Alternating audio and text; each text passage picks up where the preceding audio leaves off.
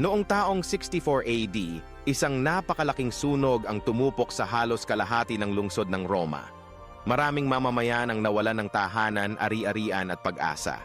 Sa gitna ng kaguluhan, lumaganap ang mga bulong-bulungan na si Nero mismo ang nagpasimula ng sunog upang makapagpatayo ng panibagong palasyo. Upang mailihis ang galit at sisi ng sambayanan, naghahanap siya ng isang grupo na maaaring pagbuntunan ng galit. At dito pumasok ang mga Kristiyano, isang maliit ngunit lumalaking sekta na kakaiba ang mga paniniwala at nilalabanan ang mga Diyos ng Roma. Sa utos ni Nero, dinakip, ipiniit, at pinahirapan ang mga Kristiyano. Ginamit niya ang kanilang pagkaputol sa tradisyon bilang dahilan upang sila ay parusahan. Ipinakulong ang marami, habang ang ibang hindi pinalad ay dinala sa mga pampublikong lugar upang gawing aliwan ng masa. Sa gitna ng karimlan ng gabi, ang mga Kristiyano ay tinatalian sa mga poste, binabalutan ng langis, at sinusunog na parang mga sulo upang magbigay liwanag sa hardin ng emperador.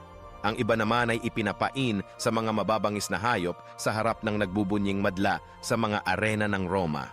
Hindi lamang ang pisikal na pagpapahirap ang dinanas ng mga Kristiyano. Sila rin ay dinuraan, nilait, at tinanggalan ng karapatan bilang mamamayan ng imperyo. Ang simpleng pagtanggi nila sa pagsamba sa mga Diyos ng Roma ay tinitingnan bilang isang uri ng pagtataksil, isang banta sa kapayapaan at kaayusan ng imperyo.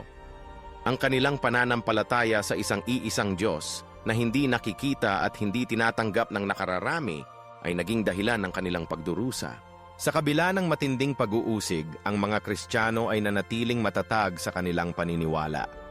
Marami ang hindi nagpatinag sa takot o sa banta ng kamatayan. Ang kanilang pagtitiis ay naging inspirasyon para sa marami pang iba na lumalim ang pananampalataya.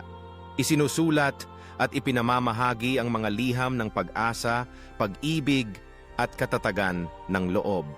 Sa mga madilim na silid ng piitan, nagtipon-tipon ang mga Kristiyano upang magdasal, magkawanggawa at magbahagi ng tinapay, simbolo ng pagkakaisa at pagmamahal sa kapwa.